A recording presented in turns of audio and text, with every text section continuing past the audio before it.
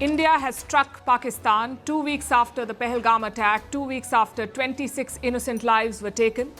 India has delivered justice to the victims. Pahalgam was the deadliest attack on Indian soil since 26/11, and today India has responded with force, precision and purpose. The strike happened at 1:44 a.m. Indian Standard Time.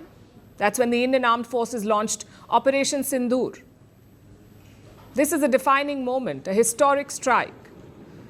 All three services of the Indian Armed Forces were mobilized.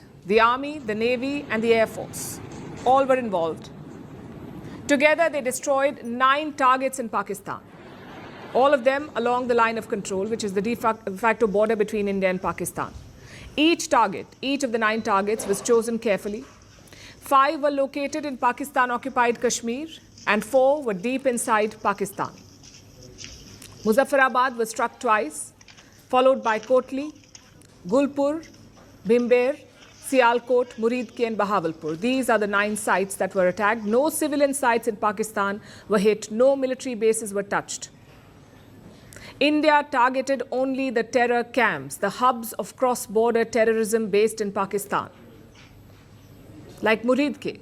Pakistan तो ये claim करते रहता है कि हमारे यहाँ पे terrorist camp है ही नहीं, we are victims of terror ourselves.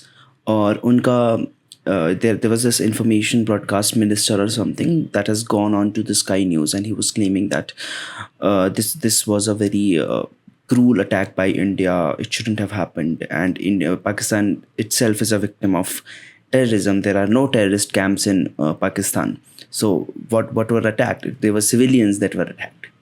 So that's what he was claiming. But later on, there are visuals today, because I'm recording this video after like parso hua tha this whole thing, and so I'm recording it today, and the visuals have come ke jo terrorists the unke funerals, like the alleged terrorist के funerals पे, but मैं तो terrorist ही कहूँगा, terrorist के funerals पे ये army chiefs and all went. So don't tell me that army and Pakistan is not in cahoots with these terrorists. There is definitely Pakistan is completely involved in terrorism. This is the headquarters of the Lashkar-e-Toiba. Muridke is home to Hafiz Saeed, the mastermind of the 26/11 Mumbai attacks. He is a UN-designated terrorist, and he is behind the Pahalgam attack too. Hafiz Saeed leads a group called Lashkar-e-Toiba. It is a parent body of the... Hafiz Saeed was also present in that funeral. He was the one who was reading whatever is read before the funeral. So Hafiz Saeed was there. All the military chiefs and officers were there. So of course they're all in cahoots. ये सारे मिलके हमें पागल बना रहे हैं. Resistance Front, TRF, the Resistance Front, and this front carried out the Pahalgam terror attack. This explains the strike on Muridke, the headquarters of the Lashkar-e-Toiba. Similarly, striking Bahawalpur was significant. It is in the Punjab province of Pakistan and a stronghold of Jaish-e-Mohammed. This outfit is run by Masood Azhar. Again, he is a UN-designated terrorist. More than 30 years ago, he was arrested in India for terror activities, but had to be released after the Kandahar hijacking of an Indian Airlines flight. Then we come to the strikes in Sialkot and Kotli. They were aimed at camps of Hizbul Mujahideen. All 9 strikes were carried out from Indian soil. At no point did the Indian forces cross the line of control. Yet every target was hit with precision. The government of India has released a statement to describe the operation as, and I'm quoting, focused, measured and Oh, so missiles were sent from the Indian soil, like surface-to-surface missiles, and they did it. Then why are Pakistanis claiming that they shot down Rafale when it came to attack? Maybe more information is needed for me and for them as well. Escalatory in nature. The statement stressed on India's cautious approach as well as its clear intent. It mentions how India did not target Pakistan's military. Only the terrorist sites were hit. In fact, let me quote from the official statement of India. The Indian Armed Forces launched Operation Sindoor, hitting terrorist infrastructure in Pakistan and Pakistan-occupied Jammu and Kashmir, from where terrorist attacks against India have been planned and directed. Altogether, 9 sites have been targeted. Our actions have been focused, measured, and non-escalatory in nature. No Pakistani military facilities have been targeted. India has demonstrated considerable restraint. India has demonstrated considerable restraint in selection of targets and method of execution. These steps come in the wake of the barbaric Pahalgam terrorist attack in which 25 Indians and 1 Nepali citizen were murdered. We are living up to the commitment that those responsible for this attack will be held accountable. This is what the Indian official statement on the strike says. Also significant is how India went about this operation. All key allies were kept informed. India's National Security Advisor Ajit Doval took the lead here. He reached out to India's strategic partners. Among them was the United States. They briefed the US Secretary of State Marco Rubio, that is basically the American Foreign Minister. Ajit Doval briefed him after the operation. And that perhaps explains why Rubio was among the first world leaders to issue a statement on the Indian strike. We also heard from the US President since, Donald Trump. He spoke last night, and he called on both sides to reduce tensions. Reports say 4 countries were briefed, 4 other countries apart from the US. That's Russia, Saudi Arabia, the UK, and the UAE. They were briefed about this operation.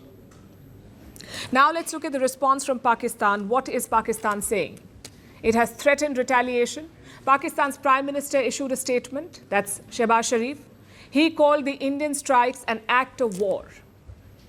And he threatened to, quote-unquote, respond forcefully. I must add here that Pakistan's version of events is riddled with misinformation and falsehoods.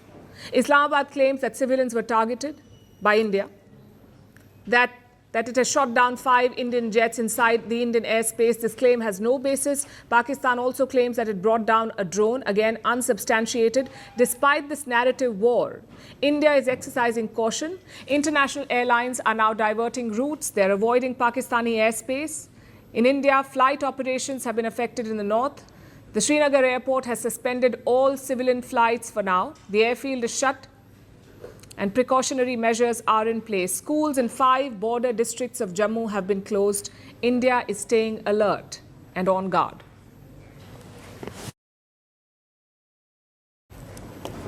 Such an attack does not happen overnight. It has to be planned meticulously. All bases must be covered, all services must be united, and all eventualities must be considered.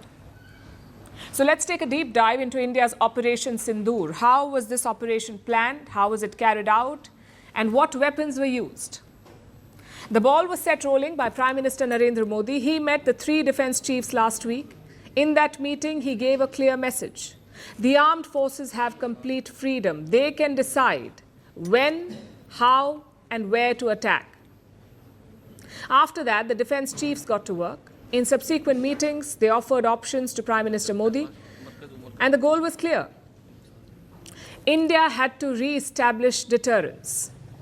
Officials felt the effect of the 2019 Balakot strikes had worn off, hence the daring attack on Pahalgam this month.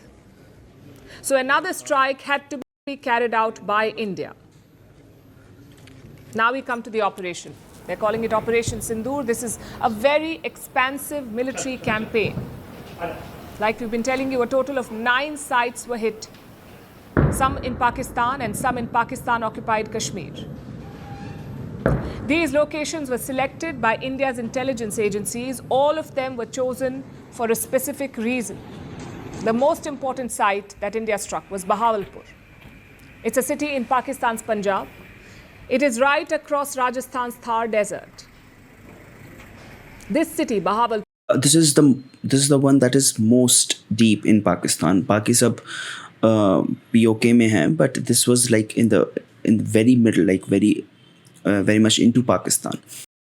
is a stronghold of the Jaish-e-Mohammed, a terror group led by Masood Azhar. Azhar was born in Bahawalpur in 1968. He runs training and radicalization camps in the city. Some of the other targets were in POK, that is Pakistan-occupied Kashmir. Again, all home to terrorist camps. The operation was reportedly led by the National Security Advisor of India, that's Mr. Ajit Doval. He set up a special team to oversee this operation. Only a small group was aware of the attack. Once it was completed, the Prime Minister was briefed about it. Which brings us to the attack itself. And this is the most significant part. Reports say India did not enter Pakistani airspace, meaning the projectiles were all fired from India. And this is a key difference from 2019. During Balakot, Indian jets crossed into Pakistan. They dropped bombs on Khyber Pakhtunkhwa province. But this time it was different.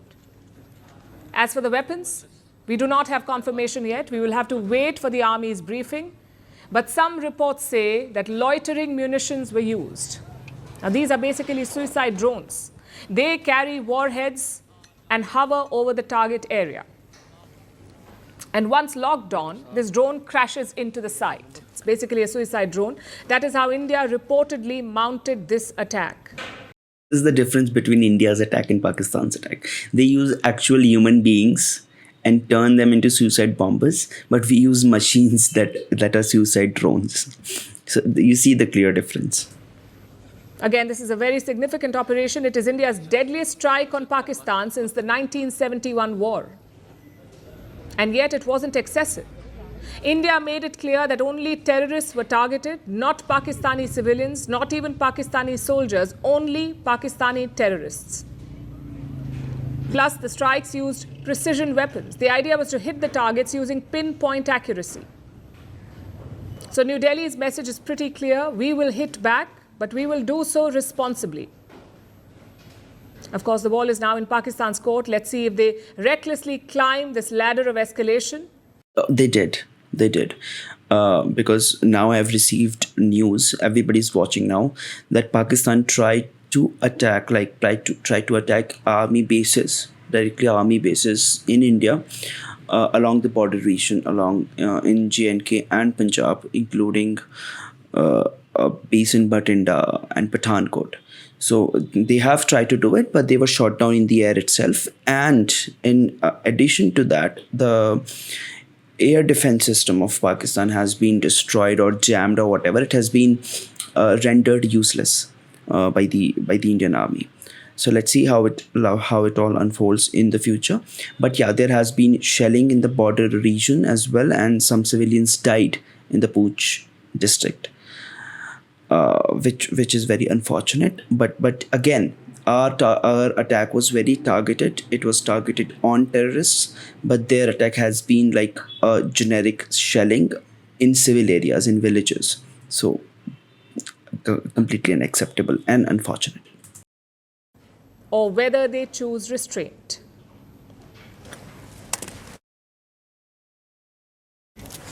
Like I said, what happens next depends on Pakistan, but one thing is quite clear. India is not waiting to find out. India is preparing for all eventualities. This morning, a nationwide civil defense drill kicked off. We told you about this yesterday, this mock drill that India was going to conduct. The first of its kind since the 1971 India-Pakistan war. The first time this drill is happening since 1971. It will be held across 244 districts in the country. We have 800 districts in India. 244 of them will see this mock drill. How are these districts selected? Each one is chosen for a number of reasons. Their proximity to the border with Pakistan, their strategic importance, their population density, and vulnerability along the coastline. These are all the factors that helped the authorities decide where to conduct the mock drill. 244 districts across India. The drill will simulate air raids, mass evacuations, bunker safety protocols, and training civilians to respond to worst-case scenarios. This is the aim, and there are 5 key measures. Number 1, civilians will be trained in basic survival tactics, like crawling under furniture or even finding shelter in basements. Number 2, air raid sirens will be tested nationwide. This is to warn civilians of incoming attacks. Number 3, blackout protocols. That means no lights. The idea is to make it harder for enemy jets to locate targets. Number 4, camouflaging critical infrastructure like power plants and military installations to make sure that the enemy does not target them. It is to throw off enemy targeting systems in case of an actual strike. You have to safeguard your key infrastructure. And number 5, updating and rehearsing evacuation plans. This is very important. Who goes where, how quick the response is, and how the resources are allocated. All of this has to be planned. Leading the charge is the National The girls are sitting and one girl just dozed off. Disaster Response Force of India and State Disaster Response Fund. Now remember, India is not a country that is used to frequent wars. So there are very few dedicated bunkers in our country, and we are a big country. 1.4 billion people. So makeshift shelters will have to be set up, like subways, basements, underground parking lots. This is all part of the preparation. There is no need to panic. It's best to be prepared for all scenarios. The Indian Air Force will also hold major border drills, and that starts today. This includes Rafale, Mirage 2000 and Sukhoi 30 jets. They will all be part of the drill of the Air Force. All of India's air defense units are also on high alert. Now I know these are mock drills, but they're designed to mirror real wartime scenarios. And they come with a warning.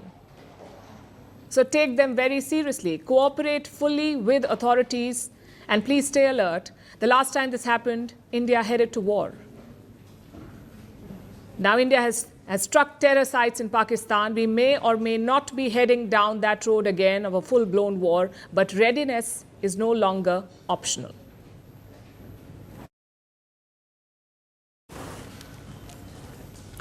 These are dangerous times, not just at the border, but also on the internet. There's a flood of fake news online. Pakistani accounts are pushing old and doctored videos. Their agenda is to demoralize the Indian military, to spread panic in India. We'll try to bust some of those fake videos. There's a lot of fake news that is doing the rounds. Here's one such post by a senior Pakistani journalist. It shows a mangled fighter jet on the ground and the claim that it was shot down by Pakistan this morning. That is the claim that they're making. In reality, this is a picture from 2021. It shows a MiG plane that crashed in India's Punjab. No dogfight, no Pakistani hand. This is fake. Let's show you one more fake post. This time by China's CGTN. We are talking about Beijing's state-run media outlet, CGTN. They posted pictures of a fireball. And this is the claim that they're making, that Pakistan shot down Indian jets.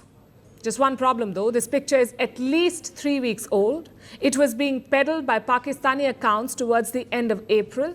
Back then it was supposed to be the line of control. Now it has become a crashed Indian jet. We say, make up your mind, Pakistan. Or at least use new images. AI से बना लो भाई, क्या क्या रहे हो तुम लोग. Plus, why is China? I think it's because a lot of infrastructure in Pakistan's military has been provided or sold by China. So that is why they're trying to propagate this myth that Pakistan's Air Force is very good, very superior as compared to India's, because it uses a lot of China's equipments. So China भी बेचने में लगा हुआ है कि देखो Pakistan is so superior because they use our stuff. So other countries should also buy our stuff. So this is how China works. This is how it operates. And India uses a lot of US and Russian, US's equipments. So there is that clear conflict of interest between the two countries. The third example is also that of a supposed jet crash. It shows a plane bursting into flames. Again, this is an old video. It dates back to a MiG crash in September 2024. Some of these videos are being used to make other claims too, that 15 locations inside India were hit. That's the claim they've made. 15 locations hit in India. The Srinagar Air Base was targeted. That the Indian Army office was, one of the offices of the Indian Army was destroyed. All of it is fake news. This is part of Pakistan's psychological warfare. Their ministers are also part of this effort. They're going on foreign channels and they're all making false claims. Sometimes They say 5 Indian jets were shot down. Sometimes they say only 3 were shot down, but none of these claims make sense. Pakistan themselves admit that India did not enter their airspace. So how were these Indian jets supposedly shot down? It simply does not add up. In the coming Did they enter the Indian airspace and then conduct these operations? And if not, see, it only makes sense in case of India used its jet, entered the Pakistani airspace and tried to attack them or attacked them. And in response, the military, their air force became active and then they pursued us back. But none of this happened. India, by its own admission, says that all of these attacks happened from inside Indian borders or from Indian soil. So it does not make sense at all. Like even if I as a civilian sit here and speculate on it, it doesn't make sense. So I don't know why and how people are buying it. check what we see online. Use only trusted sources. Do not rely on random X accounts or WhatsApp forwards. And most importantly, do not amplify what you see. People have pointed out a new trend on social media. Pakistani users are pretending to be Indians on X and Instagram. These accounts may display the Indian flag. Their names may resemble those of Indian veterans. But these are propaganda accounts. Do not trust them blindly. Same for news agencies with an agenda. We just showed you an example of China CGTN. Their coverage will be colored by their politics and their agenda. So vigilance is the name of the game. And obviously, no Indian in their right mind would trust Chinese outlets for information about India. Come on, it doesn't make sense. I wouldn't even trust the Western media, let alone China.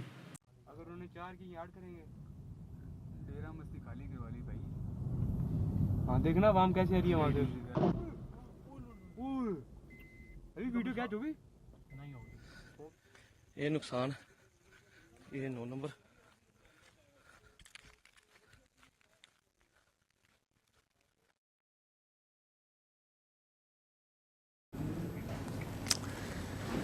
The strategy and the effect of India's actions will be discussed in the coming days, and we'll get more details in the next few hours as well. But these strikes were also about justice. Justice and closure for families of those killed in Pahalgam. Remember, 26 civilians were shot in cold blood, 25 Indian citizens, 1 Nepali citizen. They were killed. Those memories will haunt their families forever. Some of them have reacted to today's strike, like the daughter of Santosh Jagdale. He was one of the victims in Pahalgam. Listen to what his daughter had to say. ये नाम पढ़ के तो हम बहुत रो रहे थे सुबह और मुझे लगता है कि जो मेरे पिताजी का या फिर जितने भी उधर बच्चे थे उन सबके पिताजी और जितनी भी औरतें थे उनके पतियों का जो मतलब जान ली गई तो उनका ये मरण जो था वो वेस्ट नहीं हुआ और मुझे लगता है ये उनके लिए आज सच में दी गई एक श्रद्धांजलि है जो भारत ने एयर स्ट्राइक करके की है. Shubham Dwivedi was another victim. The terrorists asked him whether he was Hindu or Muslim before shooting him dead. Shubham's father praised the Indian Army's action. His wife also thanked the government for the strike. 2 बजे से लगातार देख रहा हूं और मैं सलाम करता हूं अपने देश की सेना को और धन्यवाद अर्पित करता हूं अपने देश के माननीय प्रधानमंत्री जी को जिन्होंने देश की 140 करोड़ जनता के मन की बात को समझा, दिल के दर्द को समझा, उसके दर्द को समझा, उसके गुस्सा को समझा और जिस तरह हमारी सशक्त सेनाओं ने अदम्य साहस और शौर्य के साथ पाकिस्तान में पल रहे आतंकवाद का विनाश करने का काम किया है उसके लिए मैं सलाम करता हूं. मैं धन्यवाद अर्पित करता हूं हमारे देश की सरकार को. धन्यवाद करती हूँ, उनसे बहुत थैंक यू कहती हूँ कि उन्होंने मेरे पति की मौत का बदला लिया है. जिस तरीके से हमारे पूरे परिवार को उन पे विश्वास था उन्होंने उसी तरीके से जवाब देके हमारे विश्वास को कायम रखा है. And I am really thankful. I'm sure it's a difficult time for the families, but we were waiting for some sort of action from India, and it has come today. 9 sites in Pakistan were struck overnight. 9 terror camps 9 cities that are bases for terrorists in Pakistan struck by Indian forces from Indian soil without crossing into Pakistani airspace. This is an evolving story. We're expecting a briefing, an official briefing shortly. We saw the markets open in the red, but they have since recovered. Both the Nifty and the Sensex are in the green, which shows some confidence on the part of investors, possibly hoping that this will not escalate into a full-blown conflict. All eyes on Pakistan, of course, to see how they respond to this. The world is watching. We're getting reactions from all over the world, and we're monitoring developments. I want to repeat what we started with, that there is a lot of fake news doing the rounds. Do not trust that. Verify your sources. Do not amplify unverified information, and stick to trusted sources of information. It is a time to be prepared, to be ready, but not to panic. We are tracking this for you here on Firstpost. Do stay with us.